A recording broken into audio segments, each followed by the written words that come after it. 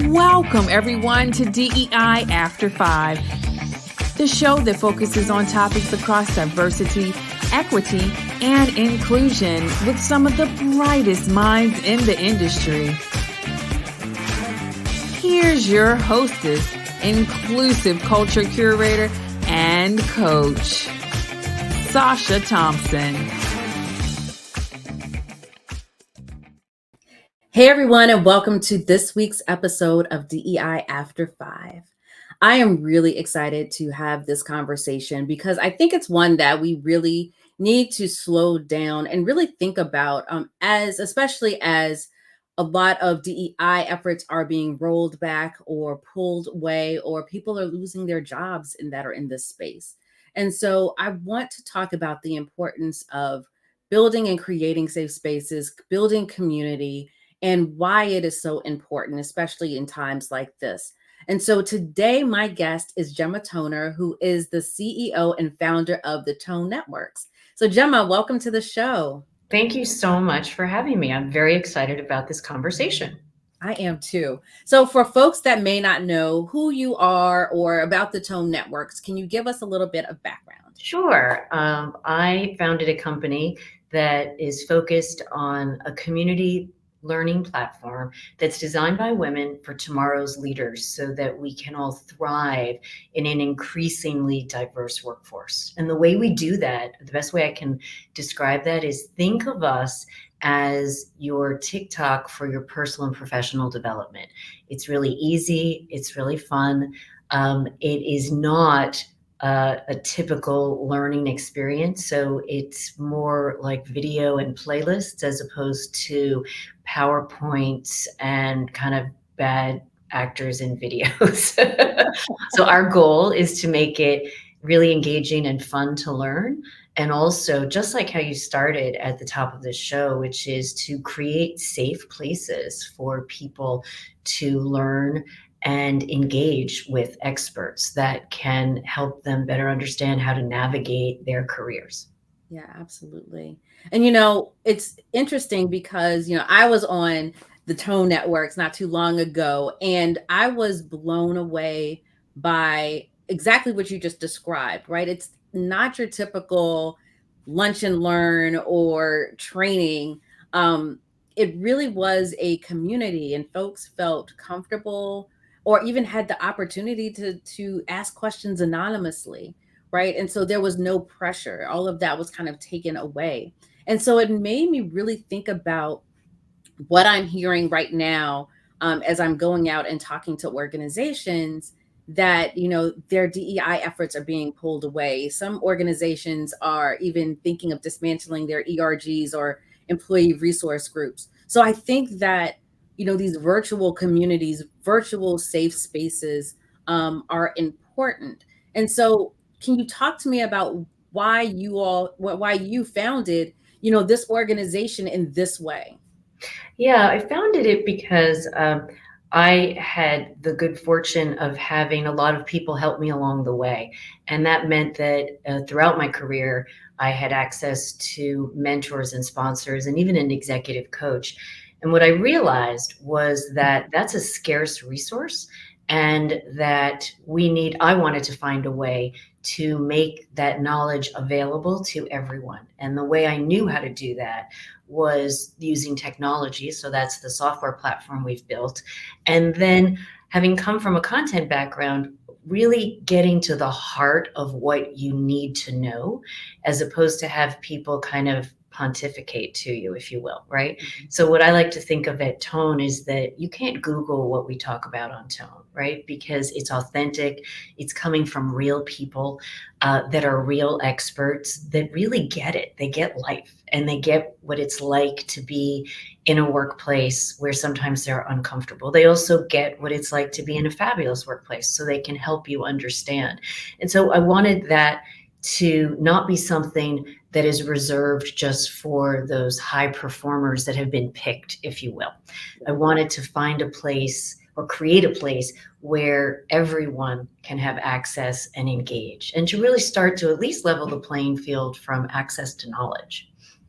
I love that, because when we talk about equity, that's what that is, right? Making sure that everyone has access to the information in a way that is meaningful for them, right? And the other thing that I appreciate about how you all are set up is I may not need these three things, but I need those three things, right? And so I can kind of pick and choose, what I want to do a deep dive in.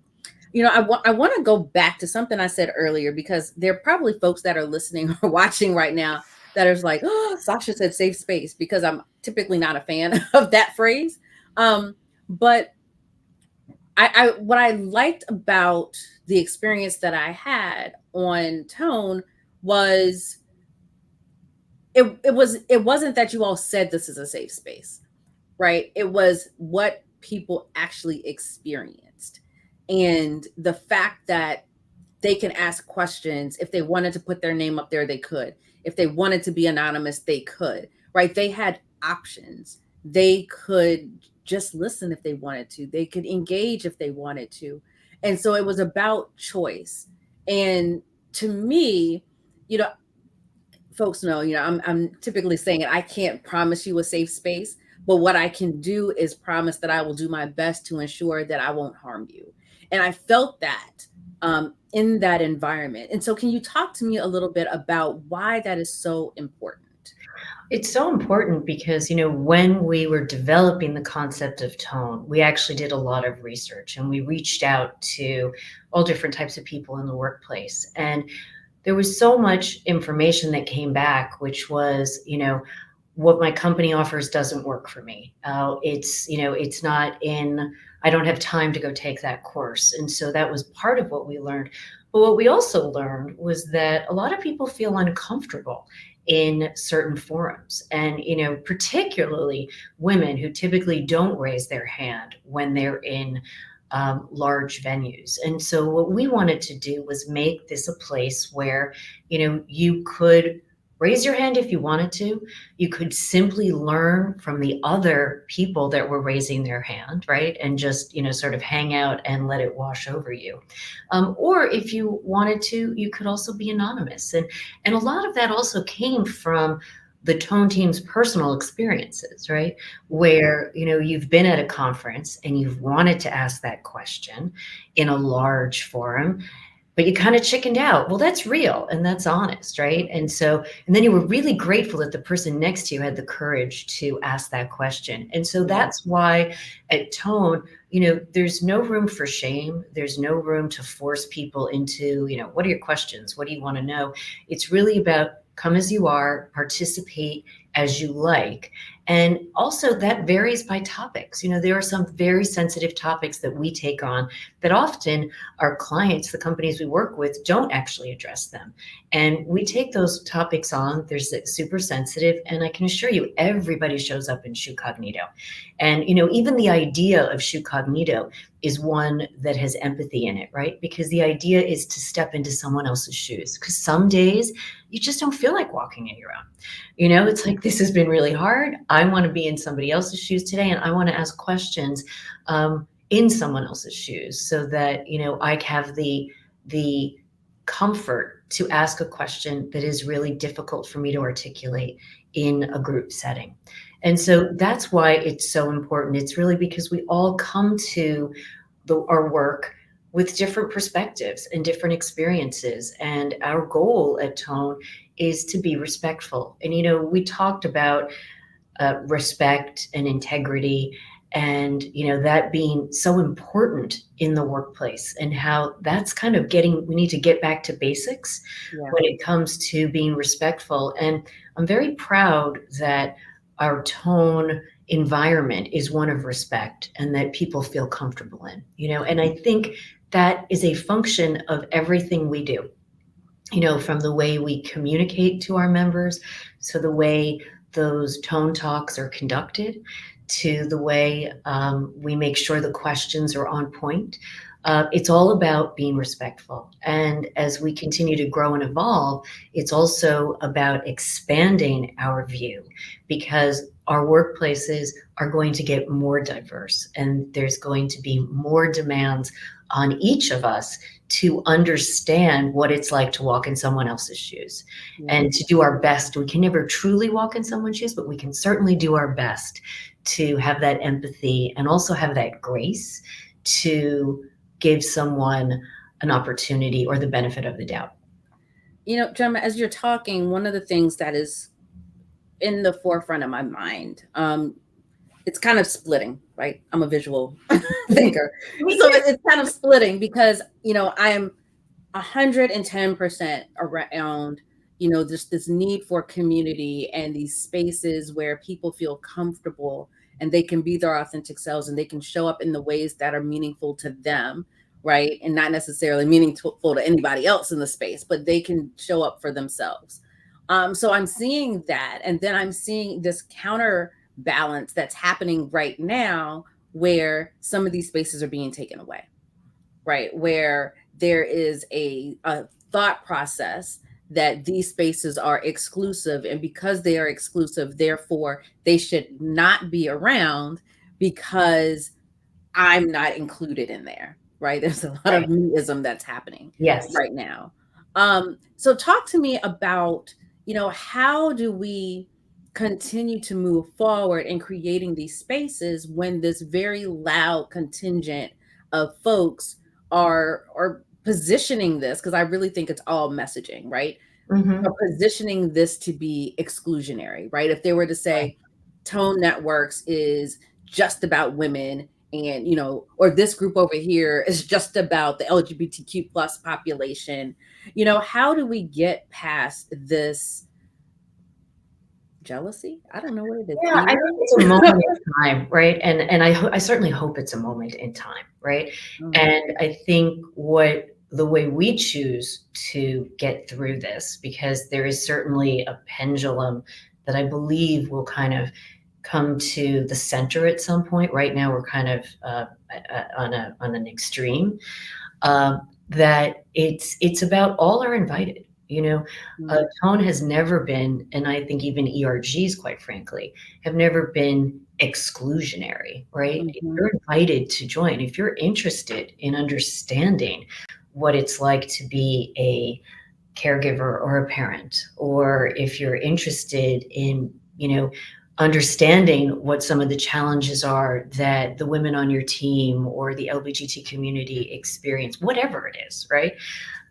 If you're interested in being, what is it like to be a young professional, all are welcome. And I think by just sort of taking the kind of the air out of that sail, right, which is come join us. We'd love to have you.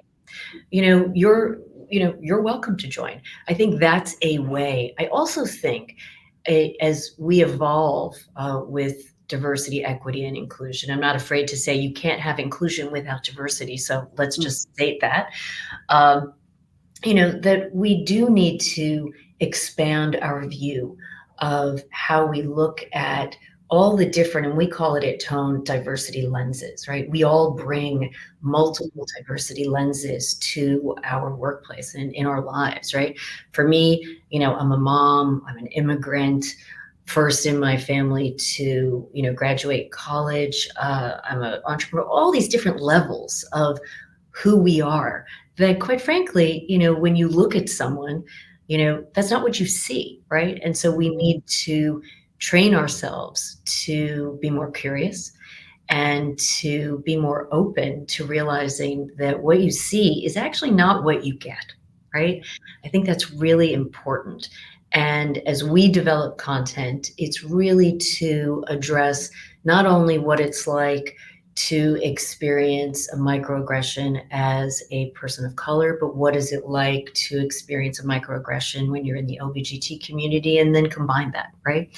What's it like to give feedback as a manager? What's it like to receive feedback as a single, individual contributor? So I think it's really pushing those lenses when it comes to the conversations and the learning that we continue to develop, because we all have them. No one is Yeah. just, there. We are multidimensional, and Yeah. let's embrace that multidimensional ness, if you will, of who we are, and stop putting these labels, right? Yeah. Because it really, we all are many, many, many versions of ourselves. It's interesting because one of the things that I am really grappling, well, I challenge myself with is stepping out of my lenses sometimes because I have so many lenses, right? I too am an immigrant, as a Black woman in this country, all of these lenses. And I try to step out of that and look at things like, okay, what could this person be seeing or experiencing that I don't necessarily see or experience, or I experience in a different way, right? And have that conversation. And so what's interesting when you said, invite people in, like all are welcome, everyone is welcome. I think the nuance with that is all are welcome, but this is who we're centering on. Like, this is what this group is for and about.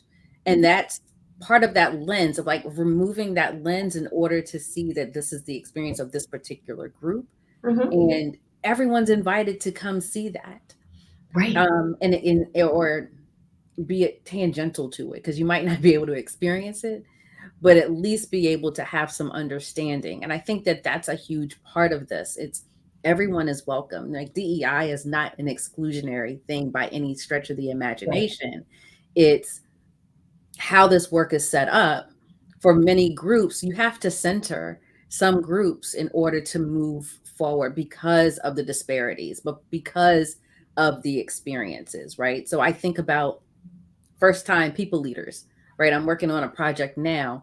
They have Mhm. very different needs than someone that's more senior. And so I Exactly. can't give them all the same thing and expect them to be successful, Right. right? And so it's the exact same mindset.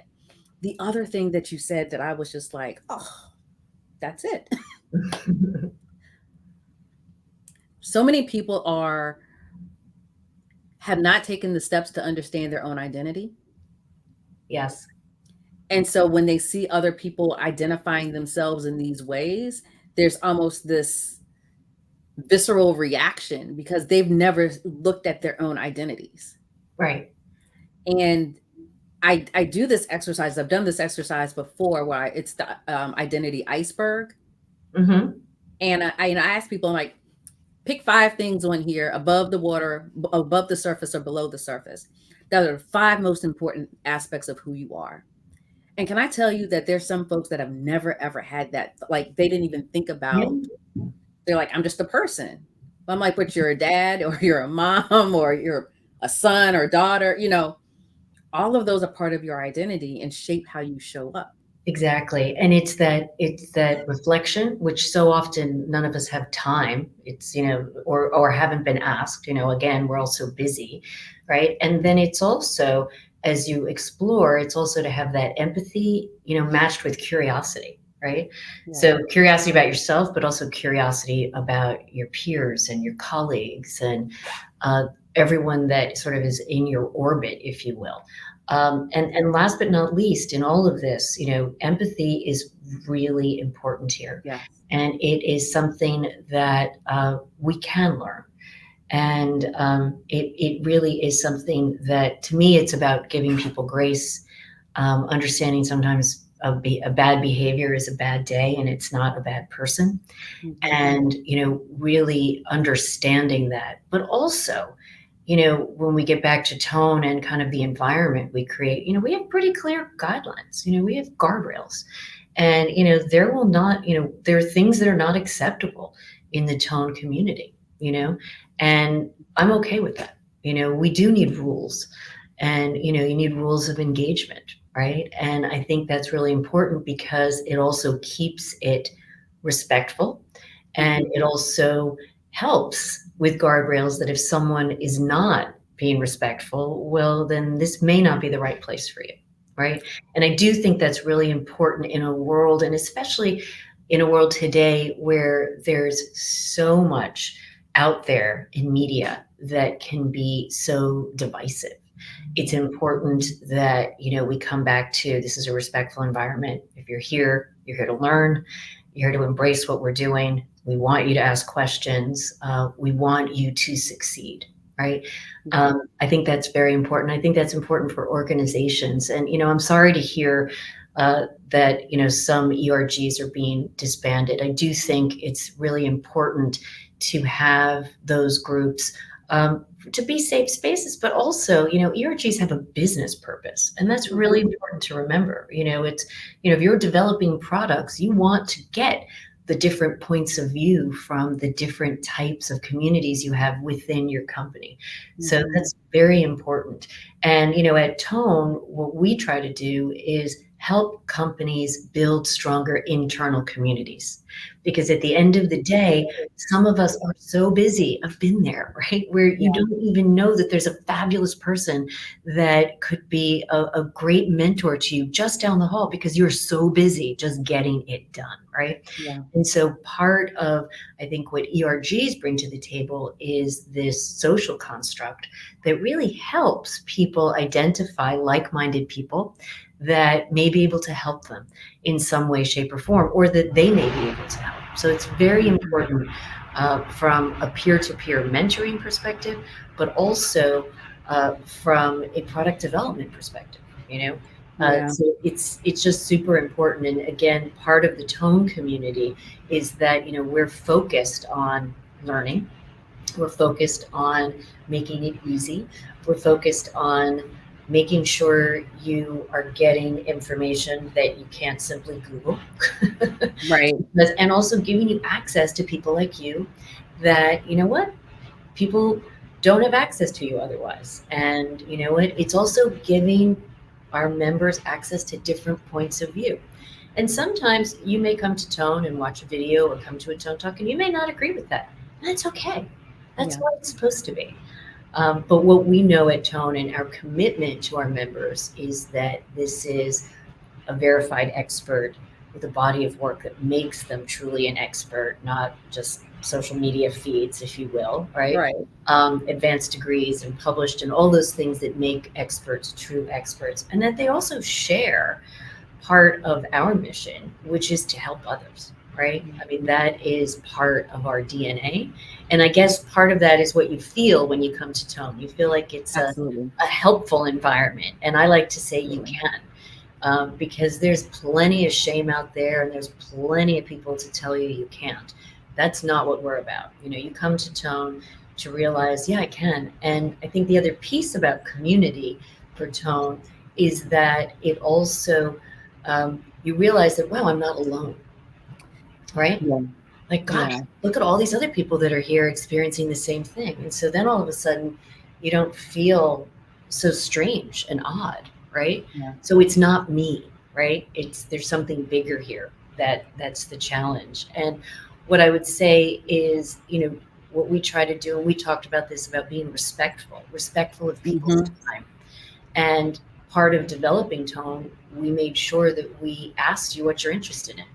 So that if you're not a parent, we're not going to send you content that is progressive parenting, because that's not respectful to you. Your time is very, very valuable, and we want to make sure that you get what you need when you need it. So, I'm hearing a couple of things, Gemma, that I think are so important. I'm gonna work my way backwards. Sure. I think the last thing that you said, and the marketer in me was just like, yes, right? Like, know your audience, right? You have to know your audience and give them information that is going to make them move, right? And so be it listen, be it purchase, whatever it is, you want them to act off of whatever they're experiencing. And so I think that is so important in building community, because again, not every community needs the same thing or finds the same things important. And so you really need to customize your messaging.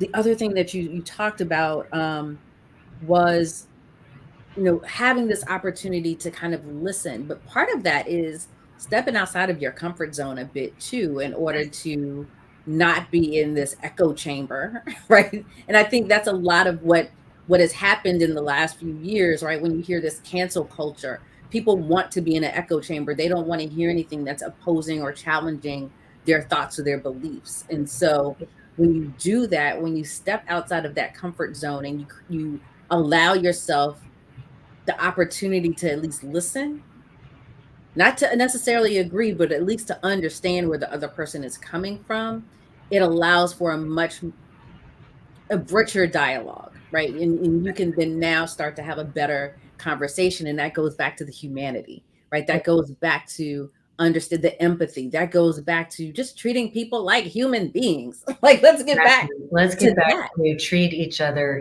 like we'd all like to be treated, right? Right. And I do think that, it's really important that we are, again, I keep coming back to these terms, respectful. Mhm. And the other term, I just think, who doesn't want to be curious?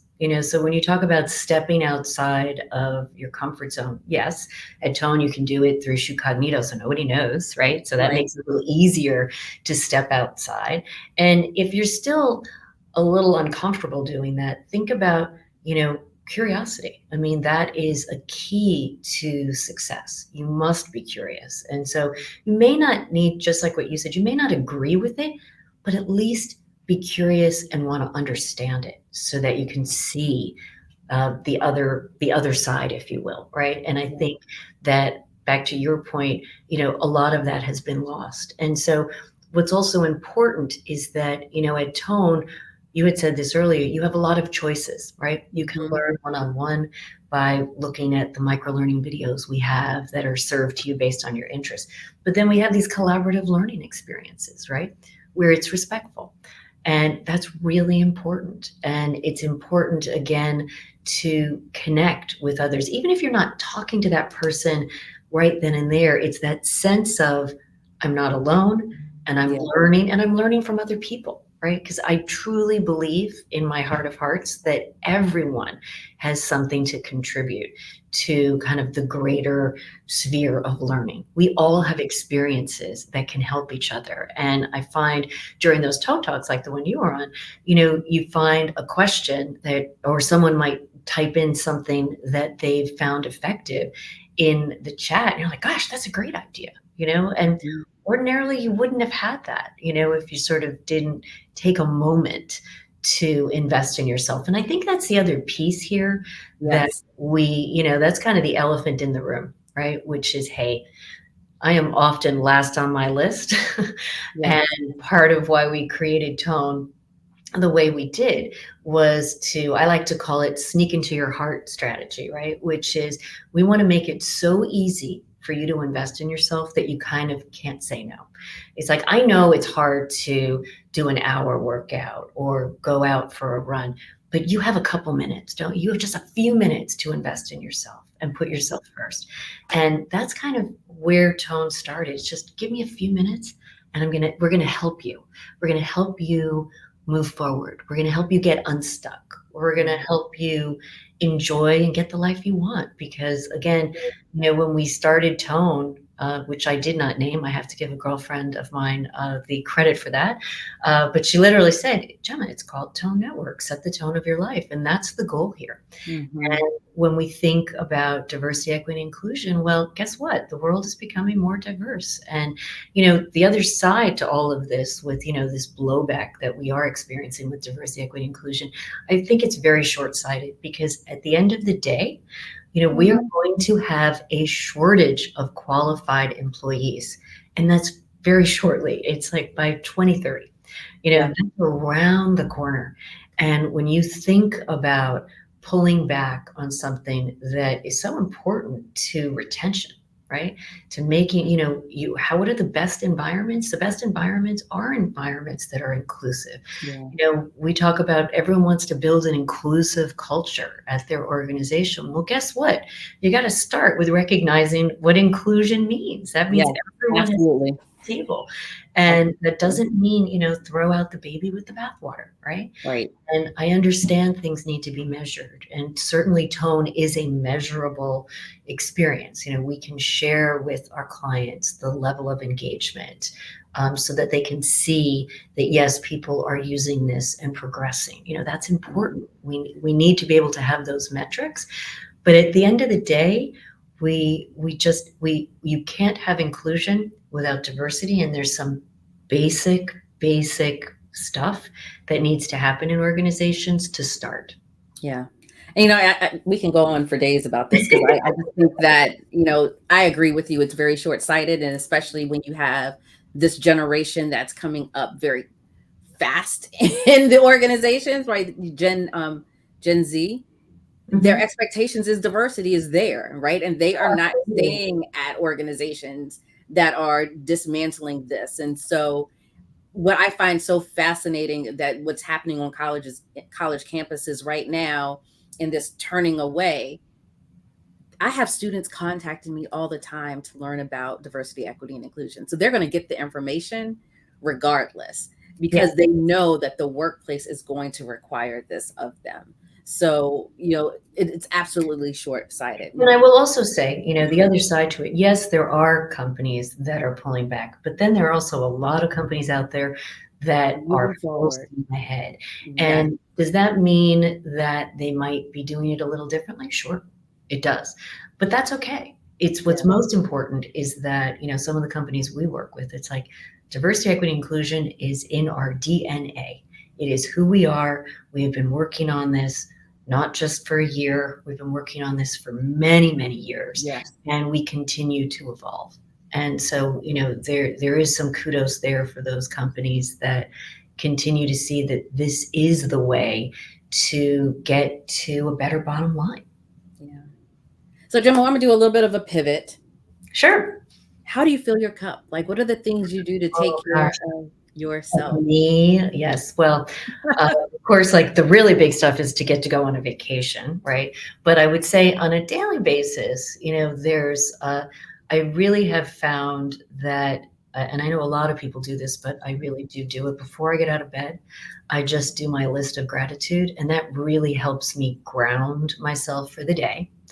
Also, another small thing, because sometimes filling your cup is small, and it's just having a cup of tea and just staring into it. Believe it or not, I had one of our experts say, this is a form of meditation. And since I was convinced at the time that I couldn't meditate, I didn't imagine that I could.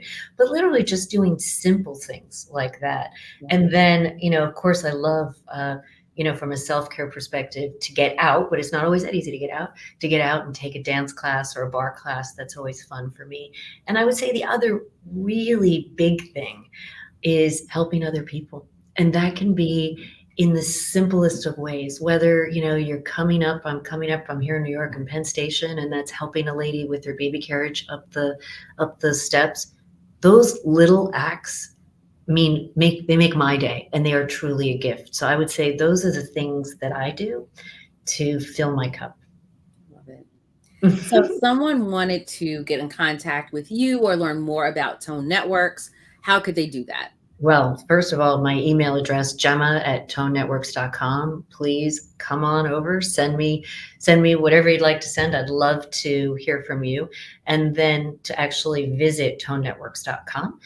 We have a contact area there. We'd love to hear from you. And, it's as easy as that. Follow me on LinkedIn. I do respond, as well as follow Tone Networks on Instagram. Wonderful. Gemma, thank you so much for joining me today. Like I said, I was looking forward to this conversation because I think this whole need for community, investing in community is so important, especially now.